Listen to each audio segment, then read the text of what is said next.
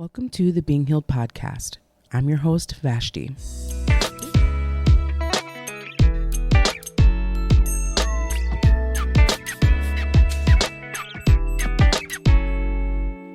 This week, I ran my first 5K.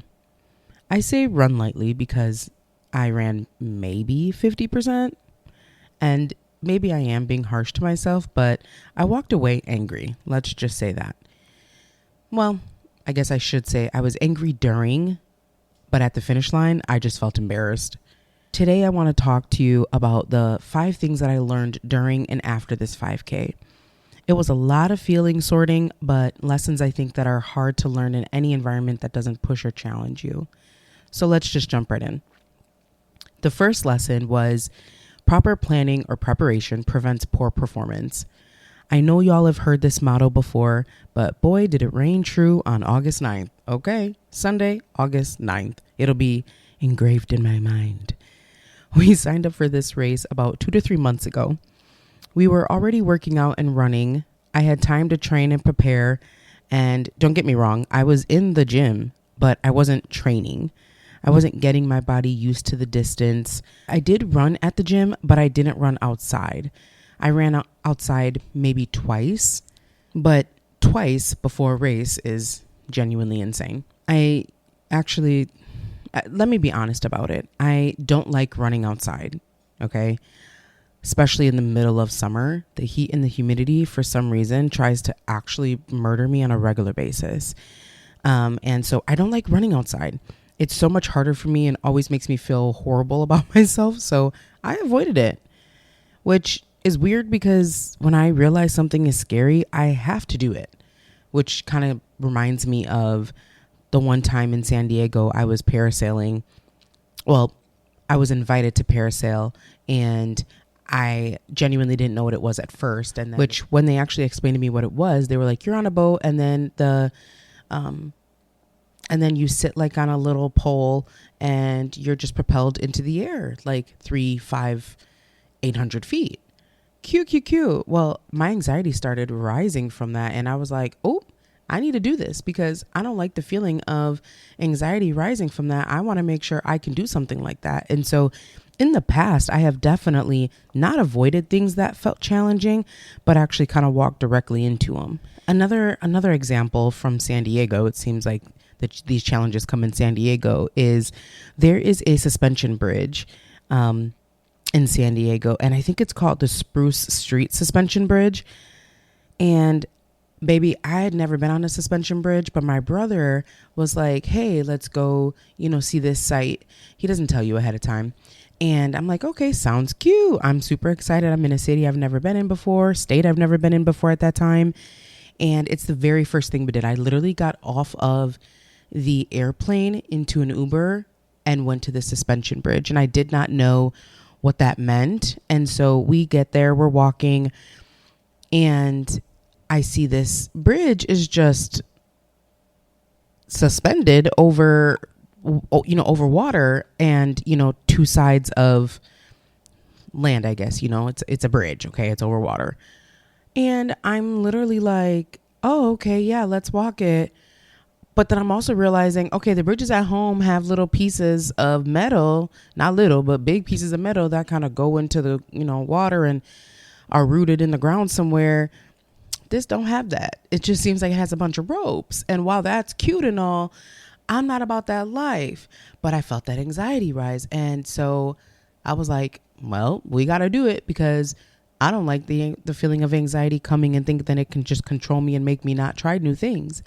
So I went across the bridge and baby, that thing swung to and fro. Okay. And I said, you envision everything possible that could happen. And boy, did I. I envisioned everything that could happen. However, I didn't let that stop me. I was like, I need to do this bridge. Also, my brother's here. I am not about to act like a punk and him just, walking to and back and forth. And I'm sitting here like, I can't get across. No. That's not happening. And so I did go across it and back. And did I enjoy being on flat land? Absolutely. Did I say that was fun? We don't have to do that again? Absolutely. However, I did it and it was beautiful. I mean, the scenery in San Diego is genuinely gorgeous. But so those are 2 times that I can really think of right away that the moment anxiety starts to build for me, I challenge it and I'm like, nope, we need to figure out what we need to do to overcome this anxiety, to overcome this dislike, this discomfort.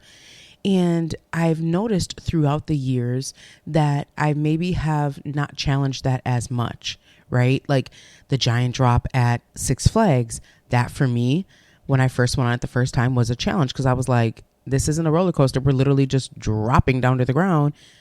Who's trying to do that? And I did it, and I love it.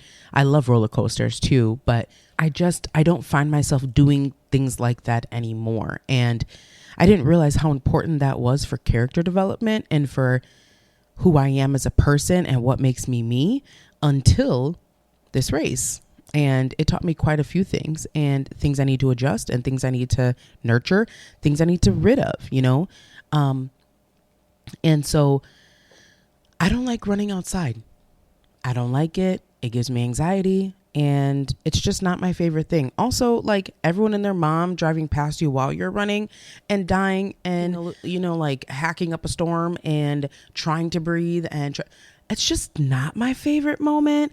I'd rather be like in a corner of a gym somewhere dying by myself, So yeah, just not my favorite. However, it was necessary for this 5K because the 5K was outside and I didn't properly train for that. Running outside definitely frustrates me. I found myself succumbing to the anxiety and not training how I should. And this was the first step that I took that went wrong, to be fully honest. That allowing my feelings to win is what I feel did not help me have a very successful 5K. It was successful at the end because I finished it. So that's just a fact. However, it could have been much more successful and I could have left out of that not feeling like I did, right? Because remember, I told you at the end, I just felt embarrassed. I think in my preparation, the most I ran was 2 miles, and that was 2 days before the race. Why did I think I could just swing it? Pride, honestly. I was going to say, I don't know, but it's pride, and pride came before the fall because I didn't fall at the race physically, but I definitely didn't feel great. And for me, that felt like a failure. And pride definitely came before that, because if I was humble enough to know, babe, you're not ready for this, you need to train like you're not ready, then I would have done more running in the gym when I was there. I think I just tried to avoid it. Now, did I run 1 mile multiple times? Yeah, many, many times. But 1 mile is not 3 miles, babe. Like, you need to train and do 3 miles and above 3 miles, get to 4 and 5 during your training so that the 3 miles doesn't feel like you're actually meeting Jesus, And so for runners, it's probably like nothing, but maybe you can even remember back to when you first started running and it did feel like a lot. I mean, I've had successes throughout this and I should acknowledge those of, if I'm being honest and vulnerable, I couldn't run for more than 30 seconds for the longest time. And now I'm running for, a mile at a time, and that's great. But I still psych myself out so much. And I think I'm just so used to the old me that I'm psyching myself out from the possibilities and the ability that God has given me. And so that's been a journey in and of itself of trying to figure that whole piece out. But anyway, I think it was pride that kind of got in the way of me doing what I needed to do. That anxiety, and, I felt like that was more important than me accomplishing what I needed to accomplish. And to me, that's pride. That's prideful. Hebrews 12:7 says, endure hardship as discipline. God is treating you as his children. For what children are not disciplined by their father? A side note, this is also why a father in the home is so important. We won't dive into that today, but that's why I believe that is so important, because a father provides discipline, and discipline provides success. Success provides confidence. Confidence provides faithfulness. It yields so much for a father being in the house, but I digress. I was not disciplined. I lacked the value of preparation. I didn't prepare my mind or my body.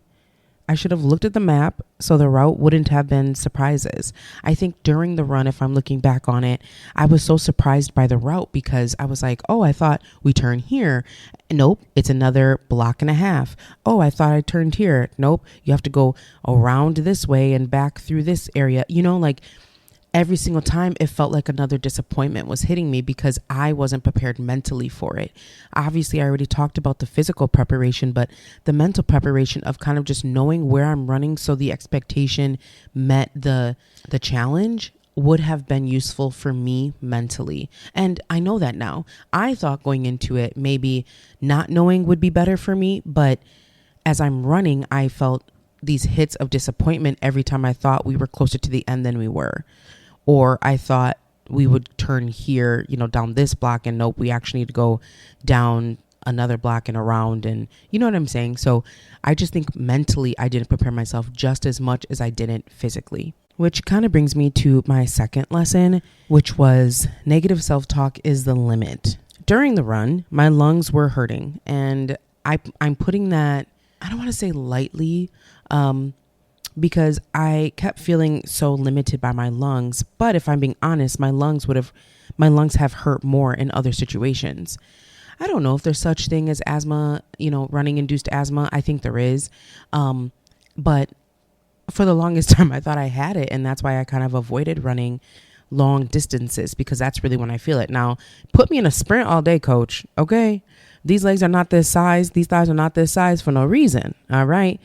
Put me in a sprint all day. However, putting me in an endurance race in a longer race, no, ma'am.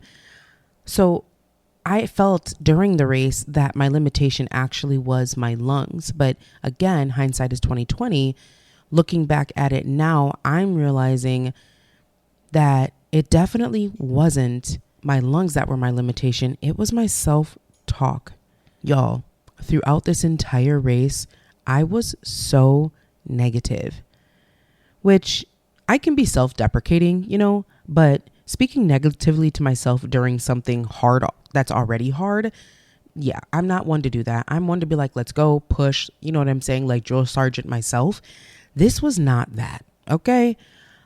This 5K, I genuinely was so negative in my head. And honestly, it was weeks leading up. I was negative for weeks beforehand. At the starting line, I was negative. During the run, I was negative. After the run, I was negative. It was all negative, like all of it. And that really genuinely is not me in most cases. And so I believe was my limitation. In 2 Corinthians 10:5, it says, we demolish arguments and every pretension that sets itself up against the knowledge of God. And we take captive every thought to make it obedient to Christ. Taking captive every thought. Okay. This is a scripture that is in my head often because I can be negative. I'm not saying I'm never negative and this was a one-off thing. No. I'm saying it's no longer my baseline. And so when this crept up, I should have caught it because that's not my baseline anymore. I have worked years to not negative self-talk in a way that completely demeans me and devalues me, and I was not taking my thoughts captive. The moment I had a negative thought weeks ago, I should have recognized and immediately took that thought captive. And some might be asking, well, what does that mean? Well, if we're looking at the statement, take every thought captive is a military term, right? Let's think of it that way. Let's think about it in military terms. In war, you take captive the enemy, and they are the enemy because they will do you harm, right? You usually end up in war because of difference of belief. One deems it worthy enough, and so they attack, starting a war once the other one responds, retaliates. Our mind is a battlefield in a very similar way. Paul in 2 Corinthians is saying you can take that and those thoughts. You can take those thoughts captive because they are the enemy. And according to the Bible, the enemy's purpose is to steal, kill, and destroy. So why would you allow something in your mind that's main purpose is to steal your joy, kill your momentum, and destroy your value? Why would we allow something like that into our minds? Something that is quite against what God speaks in our life. You take every thought captive by intercepting it, shutting it down, and renewing the mind, right? Romans 12:2 speaks about renewing the mind. I think of it as a course correct. We made a wrong turn and now we need to course correct. How do we do that in our mind? Well, we speak truth. It reminds me of the video on Instagram where this guy is tapping his chest and he's singing, "Every little cell in my body, every little cell is happy and well." And he's speaking to the cells and speaking life. And it's a silly song. However, it's speaking life and it's speaking truth to the things that maybe aren't going well in your body or maybe aren't going well in your mind. And it's speaking life. And that's what God tells us to do in his word. So when negative thoughts come, they really are speaking death into your life, right? It may not be speaking ultimate death. Like for this race, I wasn't speaking actual death, but I eventually did have a death to positivity in this situation. I couldn't find or accept a single positive thing I or others said, genuinely. The moment anyone would say anything nice, I was brushing it off in my mind, Eventually, I had to say enough is enough. This mindset has got to change. I don't like living like this. I don't like feeling like this. Being a negative Nancy is miserable. This is why gratitude is so important, because it yields perspective, which is lesson 3. Lesson 3 is perspective is key to success. As I just mentioned, gratitude always yields perspective. I had a moment in the run where my lungs were hurting and it hit me. This is what my mom must have felt every day. I almost cried, but I held it in. And that thought and realization was followed by gratitude. Gratitude that my body doesn't feel that way every day. Gratitude that I'm doing the necessary things to have a better outcome health-wise.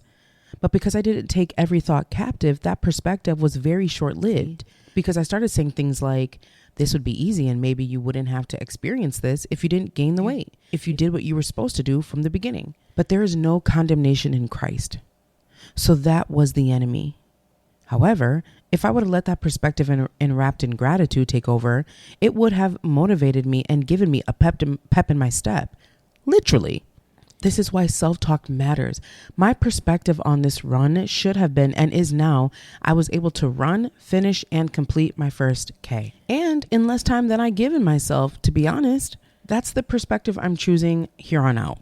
Let's stop and just think about it for a second. Is there a situation in your life where you're being really, really negative about it?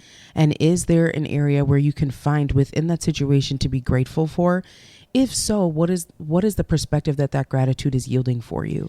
Lesson 4 is that getting back up is wise, and not only is it wise to get back up, but sprinting to the finish. Proverbs 24:16 says, "A wise man may fall 7 times and rise again. He gets back up." The Bible also tells us in Hebrews 12 that we should remove anything that slows us down. For me, in that race, it was doubt, negative self-talk, and shame. In the end, I said, with the external validation from Alicia, my best friend, to finish strong. And that's what we did. We sprinted to the finish line. Negativity slows you down. Better yet, it delays you. Why? Because doubt and shame are usually part of the negativity. And those are major roadblocks to moving forward. The shame that we feel sometimes makes us feel like we're not worthy to continue. We're not worthy to get back up. The doubt that we can finish makes us feel like we might as well just give up. We might as well not get back up because I didn't do it this time. I failed this time. I'm going to fail again. But if you're looking at it from a business point of view, how many people do you know? I don't know if you guys have ever seen like that little picture where it says, Bill Gates failed 15 times. Oprah failed this many times. Whoever, Steve Jobs failed this many times. The point is, you can fail however many times, but get back up. There was a post that I actually just put on my stories recently that was talking about self-discipline doesn't look like you're making any progress until you do, And it is one of those delayed gratification moments that we have to come into the realization is worth it, But shame is one of those things that tries to slow you down, tries to get you inconsistent, tries to stop you from moving forward. The scripture I mentioned in Proverbs mentions that a wise man does fall, but what differentiates him between a wise man and a wicked man? Well, The only differentiation he made was that a wise man gets back up and a wicked man falls to his calamity. And it never mentions the wicked man getting back up. Your response to things in life matters. They matter so much that God characterizes us by it.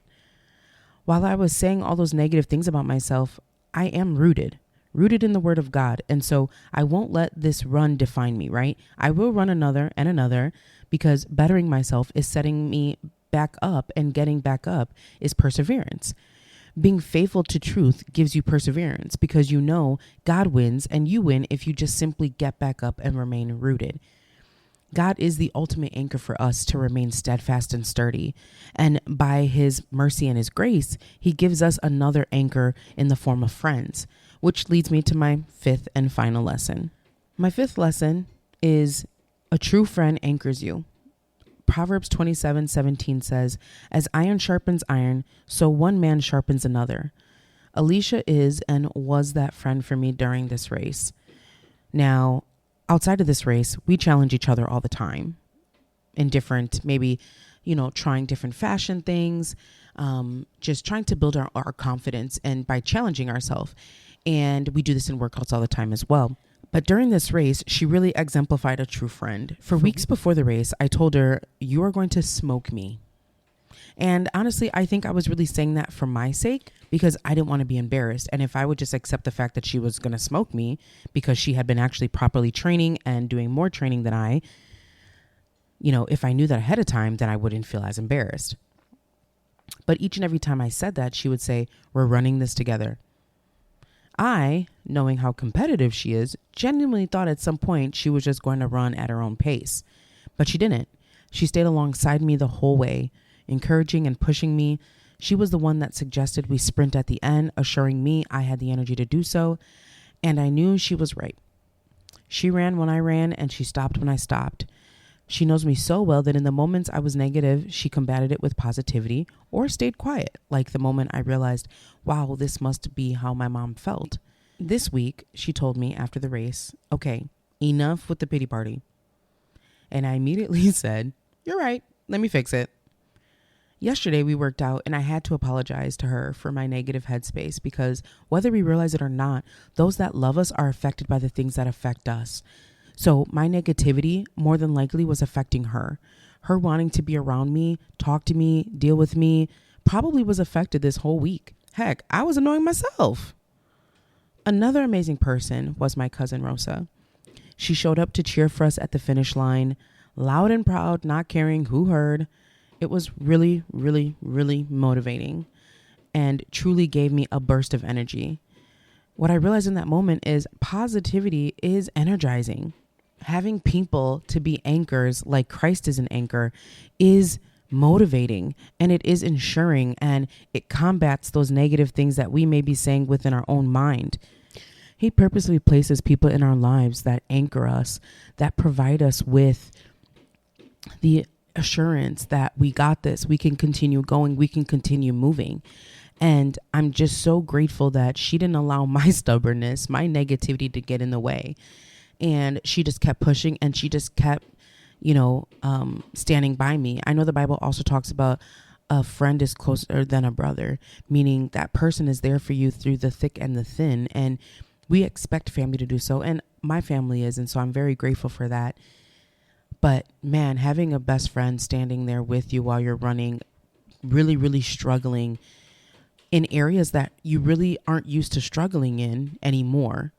I'm just so grateful. But man, the overall thing that I felt was humbled. I was humbled in so many ways during this race, because I think I expected myself to do better. I also gave myself the grace to not do as well as I did. But either way, I was still really, really humbled, because I knew that there were things that I could have did to make this easier on myself.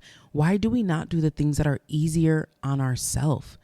Why do we have to take this hard road? We don't need to. Life is already difficult and hard. Why are we making it more difficult for ourselves? I do this all the time with different things, even just cleaning up spaces. I do things and then I look back and I'm like, why did I do it that way? You know what I'm saying? Or I find it hard to sleep at night, but my room's messy. Well, why don't I just clean my room? It's just different things like that. Like, and the frustration builds within myself because I'm just like, you're better than this. What's causing you to be delayed in these areas, to be lazy or to be undisciplined, and so it has me back in that thought process of we need to figure out what's going on. And luckily, after our conversation yesterday, I think I did figure out some of those things. Maybe I'll talk about them in a different pod, but I was humbled. Okay. That pride humbled me real quick. Well, Jesus humbled me because the pride made me fall. And then I felt real humbled after that fall, Jesus humbled me. So was this race what I expected it to be? Not at all. Okay. Like I said, there's more I could say, and maybe we'll say in the future episodes. However, I'm so grateful for my friends and my family who encouraged me throughout this process. They really are the true MVPs. And I also love that they won't let me sulk for long. And I need that. I am stubborn. I need that. So this week, I have a I don't trust from a friend, okay? It's not one that I came up with, but I co-sign, okay? So this week, it is I don't trust people who wear socks with sandals. Now, I said I didn't come up with this, but I could have because, my God, do I agree with it? Why are we wearing socks with sandals? Why don't we just wear tennis shoes at this point? Why are we wearing the socks? Are our feet cold? If that's the case, put on a shoe. Are our feet in like a mid-range in temperature? I don't really know what's happening, but it's giving confusion, and God is not a God of confusion. And that's all I'm going to say about that. Well, if you enjoyed this episode, please leave a comment, like, share. I would really appreciate it. I really hope that maybe some of these lessons you can use in your own life. Maybe there's areas where you see yourself maybe being negative or just going through something challenging. Perhaps you can just use these and tweak your situation, your perspective, be more grateful. Because I don't want you to come out of it feeling embarrassed like I did. I don't want you coming out of it feeling angry and just feeling disappointed. So I pray you have a good rest of your week, and we'll talk soon. Bye. And I pray you'll have a good rest of your week. Okay, hold on. And I pray you have a good rest of your week. We'll talk later. Bye. Mom, you can say bye. Come say bye. And then hello, God. Hello, God. Hey, God.